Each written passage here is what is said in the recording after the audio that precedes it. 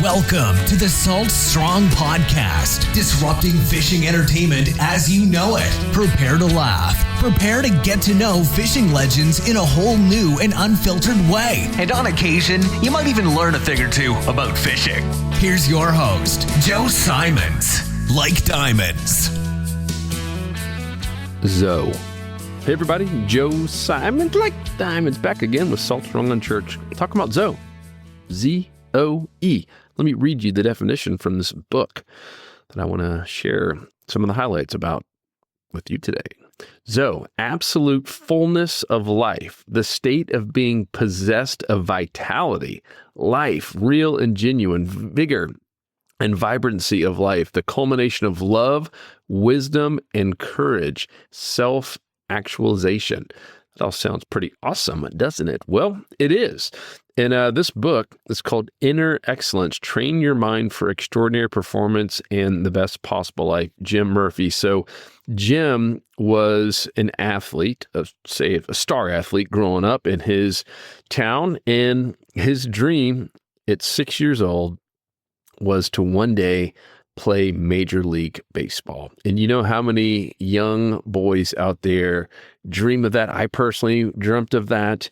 And obviously didn't happen for me. I stopped at high school and didn't really make it past that. And so many people, and especially these days, it's just so competitive. All these young people have this dream, and it really interesting hearing Jim's story. So Jim was one of the few, the 1 in a million chance that did make it, not just to the minor leagues, but actually played on TV with the Chicago Cubs back in the day. And after a few years, most athletes sadly only make it around 2-point-something years. You have to be, for most of them, NFL, Major League Baseball, et cetera, you have to be going multiple years, 3+ to even get a shot at, the pensions and stuff that they offer. And most athletes don't even make that. So the fact that you can even go multiple years is very, very rare.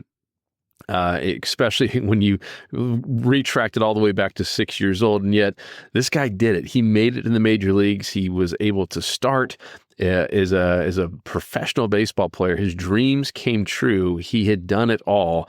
And then he has an injury.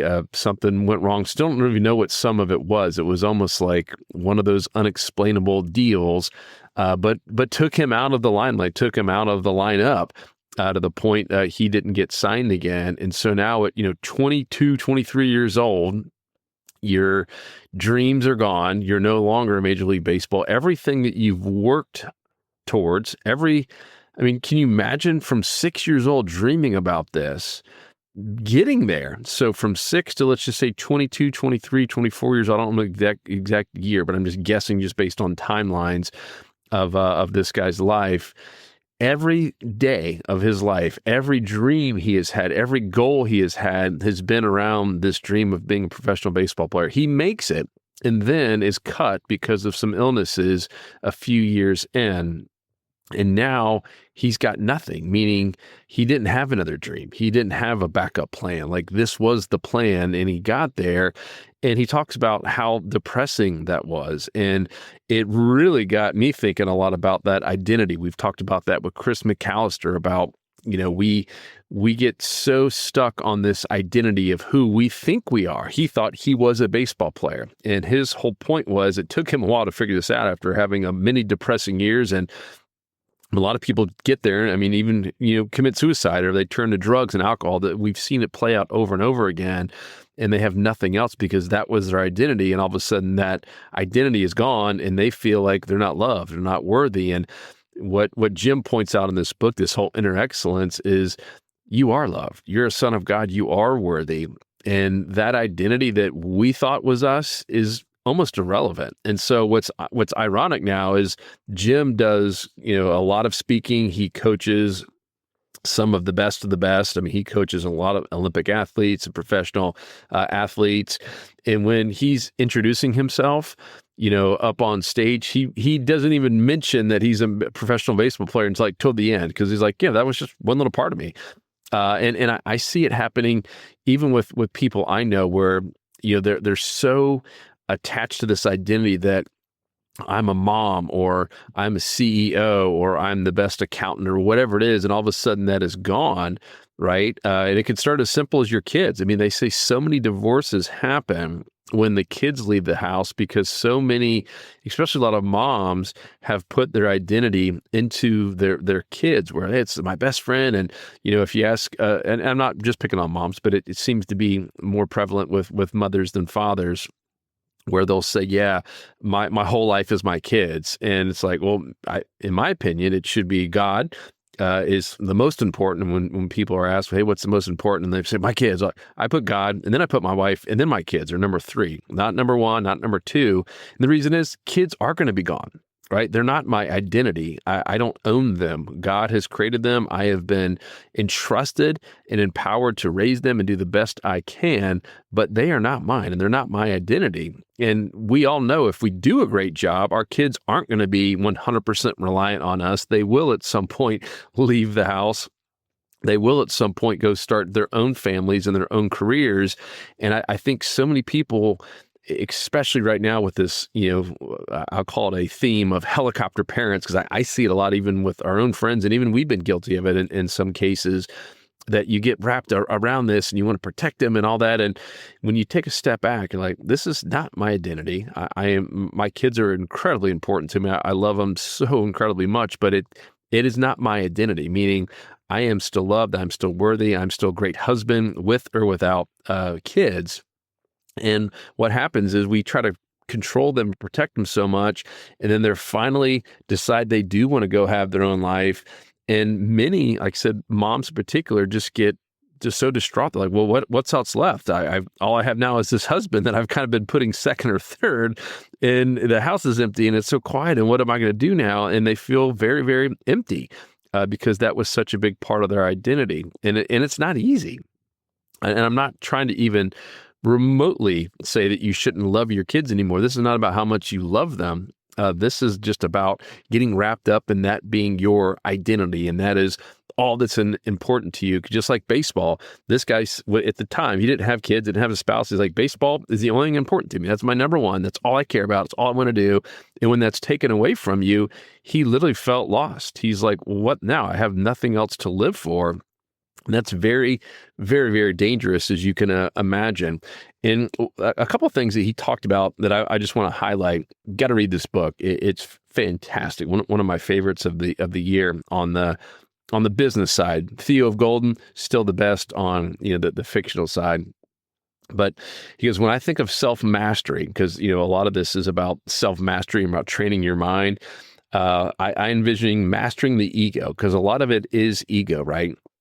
We tend to think in fears. Oh, what are my friends going to think about me? Or what are my colleagues going to think about me? Or what are my kids going to think about me if this happens? And he says, that's all ego. And he says, when I envision mastering the ego by becoming 3 things. Number 1, unembarrassable. I struggle with this, guys. And I'll just put his definition. I think we all know what it is, but to be completely humble and selfless, where nothing you or anyone else could say or do that would embarrass you or reduce your sense of well-being. I love that. Unoffendable. Who else is listening to this saying, well, I've been offended by some things. They're pretty easy with politics and all the things that are out there these days. So unembarrassable, number 1, unoffendable, to be completely humble, selfless, where people's words or actions don't push your buttons or make you angry. To have self-control, not be self-protective. Unirritable. I struggle with 1 and 3 big time. I don't get offended as much. I'm doing way better there. But number 1, unembarrassable, and number 3, unirritable, I struggle with. So steadfast, calm, and compassionate to other people's flaws. That's what gets me sometimes. I'm like, how do you not get this? Are you that slow? Is what I want to say to people sometimes. Fully present to the beauty and possibilities that always await. Wow, those by far are my favorite. The other big one that was a huge part of this book is our egos essentially goal is with mastering stuff and being the best and winning fast. And it has gotten worse and worse and worse. As you probably know, we all want to win fast. We want our kids. If your kids are into, to baseball like this guy was and doing the travel baseball or soccer or anything, we all want them to win, and we want them to win fast, and we want them to excel faster and be the best to make the all-stars and all this stuff. And, as he teaches his clients, not patients, it probably feels like being a patient sometimes. He's like, so much of it is in the head. He's like, think about an Olympic athlete.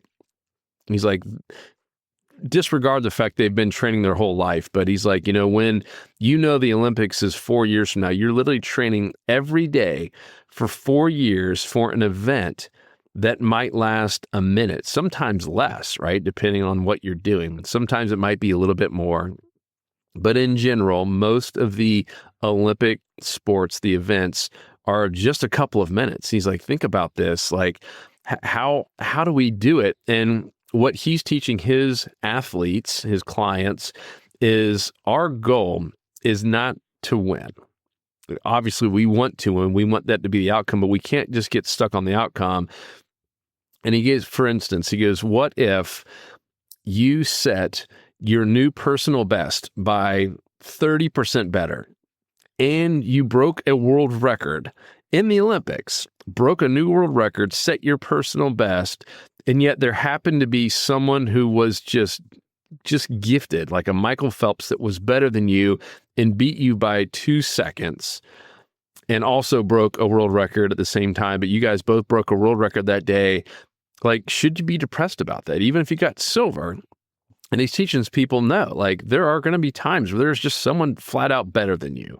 And you can't be depressed if you trained your best, like, meaning you're training against yourself, not against just the other person. And man, like, he's like, we should be thrilled about that. If we literally showed up for our country and broke a world record. And he's like, but yet so many people, when I would ask them that initially upon coaching, they'd be like, that'd be horrible. I'm here for the gold. And he's like, well, then I might not be the best for you. Like, yes, I want you to get gold. We are going to train like we're going to win the gold, but that outcome is not what makes you worthy or not. What makes you worthy is you give your best. What's going to please God and please everyone is that, man, I gave it 100% of everything I had. And if we did that and we could look and say, yeah, I didn't leave a single thing on the field or on the water or wherever it is that you're competing, like, there's nothing really wrong with that. And I thought that was so good, because so many of us with our egos, we put so much pressure on ourselves to win and be the best. And if we're not, all of a sudden our ego starts taking over, and it usually doesn't end well. We start thinking about everything, and it kind of can spiral out of control. He talks a lot about Phil Jackson, who, if you don't know Phil Jackson, he was the coach of Michael Jordan in the Bulls. And when he came to the Bulls, they were horrible. Even with Michael Jordan that first year, they were not a good team at all. And even though Michael Jordan was one of the better players at the time in the whole world, they were not a great team. And it was because they were all, we got to win. And Michael was very driven like that. And Phil Jackson did it again at the Lakers. So it wasn't just a one-time deal, and has won, 11 rings now, which is just crazy, meaning 11 championships. No one else has done that in the NBA that I'm aware of. And, it was so much about this same sort of thinking that, hey, guys, we're going to win as a team. And if we literally gave everything we had and someone beat us by a point, we're still going to celebrate, but if we screwed up and we know we didn't give it all and we weren't playing as a team in unity and love, then yeah, shame on us. We should be depressed and angry, but that also should fire us up. And so he was so good about getting people to come together as a team and in unity to really support each other and not just have one awesome player. That's it. And then the other part is he talks about ruthlessly eliminate hurry from your life. Ruthlessly eliminate hurry from your life. I love that. I'll read this quote. It says, the most serious sign of hurry sickness is a diminished capacity to love. Love and hurry are fundamentally incompatible. Hurry is not a disordered schedule. It's a disordered heart. And I'm going to leave you that one, because I think that's probably the thing hurting so many people right now. We're always in a hurry. I've talked about it before. The Bible. There's a guy named Jesus. He did all this stuff in the New Testament in just a matter of a few years of his life. All that stuff happened over a few years, and yet not once did it mention him running or sprinting or getting on a horse. He rode a donkey. He rode the slowest animal possible. He knew where he was going. He knew what his mission was, and he did it with love. And so if anything, that would be my, I guess, challenge, because I always like to throw these challenges, just to find ways to eliminate that hurry out of your life. I'm even doing it with my calendar, just having margin, as I call it, just a buffer in there where I'm not going back-to-back meetings. If ever, I try not to anymore. I'm just trying to eliminate it. It doesn't do me any good. I like to be able to think through stuff and take notes, etc. So that is the kind of book review in 15 minutes there. Inner Excellence by Jim Murphy. Highly recommend it. Really loved it. And if you have questions, thoughts, prayer requests, hit me up, joe@saltstrong.com. I love hearing from you. Otherwise, I am going to be in Zen-like Zoe fashion. So the whole point of that was to get in this Zoe where you're relaxed. You're completely in love with yourself and everything around. I'm not talking like frou-frou. I'm talking about just being very confident in who you are. So love you guys, and I'll talk to you on the next episode. 'Cause fishing, it's in my soul. It was passed down to me from the days of old. Find us on the water if there was a way. It's been said my papa, he wrote the book on catching big reds and 20-pound snook. I wish I knew all the things he knew today. For he's the reason why we are this way. And he put fishing in our soul.